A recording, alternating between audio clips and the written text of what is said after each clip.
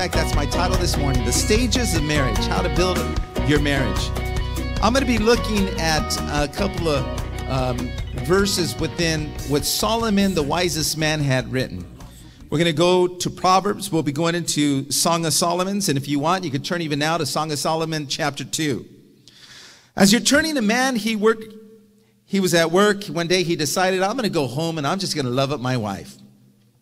So before he went home, he went ahead and he showered up. He put on some cologne and he shaved. He just was looking great. He went out and put himself a nice suit on. He even went and bought a bouquet of flowers. And he figured, I'm going to make my wife, when she sees me, boy, she's going to be excited. I'm just going to love her up today. So he went home. He rings the doorbell just like a guy, going to have a first date. And right when he rang the doorbell, she opened it up. And instead of, to his surprise, her saying, oh, darling, mounting in his arms, she looked at him and said, oh, no. She goes, this has been a terrible day. First, I had to take Billy to the emergency hospital because he fell down and he scraped up his knees. Then your mother called and said she was going to stay for 2 weeks here at the house. And then the washing machine broke. And then now this, you're standing out here like that. And he's like, what? She goes, oh, man, you had to come home drunk. Just like it, and sometimes women do tend to get a little suspicious of their husbands, but it didn't start with you ladies, so feel good about it. It started with Adam and Eve. One day Adam and he was staying out late a couple of nights, and night after night he was staying out a little bit too late. So one day he came home and Eve was like, Adam, who are you seeing? I know you're with some other woman, Adam. And Adam's like, come on, Eve, you're the only woman on earth. No, you're out there. You're staying out too late. Look at what time you got in. It's way too late. You must be out there with some other women. And Adam kept saying, no, I'm not staying out there with other women. And finally, Adam, they were going back and forth and he fell asleep. He got tired about it. And he just fell asleep until in the middle of the night, he felt something on his chest. And what is that? He opened his eyes and all of a sudden, he's seen Eve. She was hitting his chest. And he goes, what are you doing, Eve? I'm counting all your ribs. Oh, man. Well, let me tell you the key to a healthy marriage. The key to a healthy marriage is to keep your eyes wide open before marriage. And then when you finally get marriage, keep them half shut. There you go. You'll be okay. So today we're going to talk about the 3 stages when it comes to marriage. As a matter of fact, Solomon was one of the wisest men around. And in Proverbs 24, verse 3, he wrote this: homes are built on the foundation of wisdom and understanding. In other words, God wants you to be wise. He wants you to understand how a marriage actually operates. For those of you who are not married, this is for you. This way you already have a running head start. For those of you who are single again, great. This is going to help you for the next again.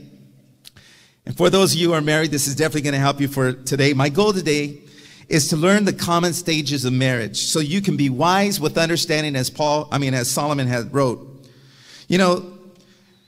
They're unaware sometimes, people who get married, of the dynamics of marriage. They're in the dark of what actually takes place in a marriage. I've heard some people say, I have no idea what went wrong with our marriage.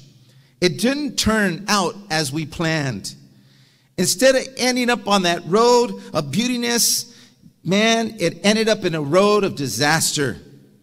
One of the nice things about the church here at Avondale, our Calvary Avondale, we want to help you with wisdom and understanding. As a matter of fact, even after this, if you need to be encouraged with what I call biblical guidance, assistance, you go ahead and talk to me or some of the leaders in the church and we'll come alongside you. But there are definite stages in a marriage, and when you understand that, it makes marriage a little bit more easier for you to move to the next stage. Some of you this morning are going to be in one of the 3 stages. And Lord willing, you're on the 3rd one. But let's go to this first stage 1. Stage 1.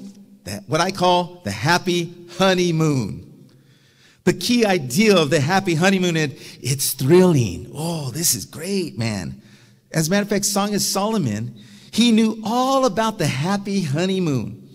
And listen to the comparisons in the description of the chapter that we have here in Solomon chapter 2. Song of Solomon chapter 2 here.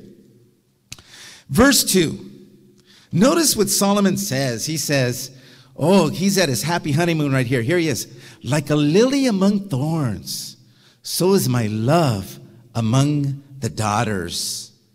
Or in other words, like a lily among thorns is my darling among the maidens. You know, this guy is totally in love. His eyes is going to that lady. Trink, trink. Oh, pitter patter. He's all in love. Oh, but not just Solomon. Watch the way she goes and turns and talks back to him. Verse 3 to 5. She says this. Like an apple tree among the trees of the forest is my lover among the young men. I delight to sit in his shade, and his fruit is sweet to my taste. He's taking me to the banquet hall, and his banner over me is love. Strengthen me with raisins and refresh me with apples, for I am faint with love. Ooh, you know, can you see that? She's all in love. She's devastated by this guy. Oh, in other words, he's my big hunk of a hunky man. Oh, I love this guy. He's bad. I love him. Then in verse 8, listen, my lover, look, here he comes leaping across the mountains, bounding over the hills, she writes about her hunk of a man. Wives, can you see your husband bouncing into the living room on top of the sofas in his boxers from one spot to the next, leaping over the hills and valleys? Come on. What's happening here? 4 words that describe the first stage of marriage, the happy honeymoon. 4 words. Number 1, intensity. Focus attention on each other. They're spellbound. They're absorbed in each other. They are engrossed with each other. They've got a crush. And you know, they play that song over and over, that oldie but goodie. And I was trying to find it so I could have played it for you guys, but you get it even better. I'll sing it for you. I only have eyes for you. Ooh, oh, man. That's right. That's what happens in the first stage of marriage, man. The honeymoon is on and you're playing, hey, I got a song for us, baby doll. You know, I only got eyes for you. Intensity. The second one is idealism.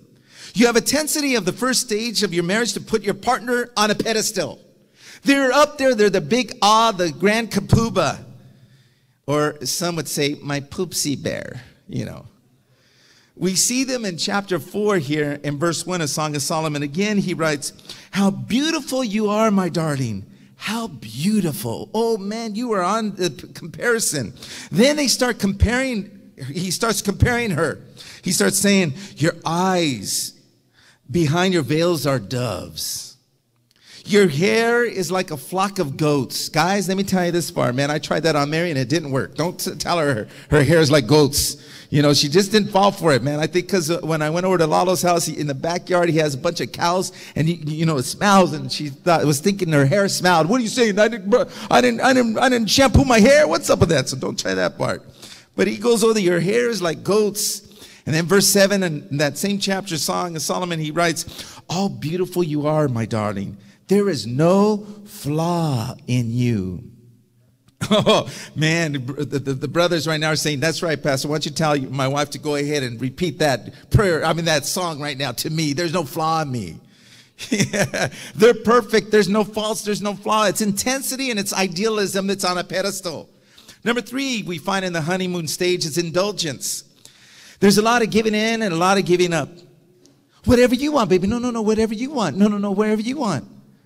Oh, you can have the remote, honey. No, you can have the remote. No, you can have the remote. That alone is funny in myself. Okay. You go along and you get along. Or in Donnie's case, no, you could drive the golf cart today, baby. No, you could drive the golf cart today.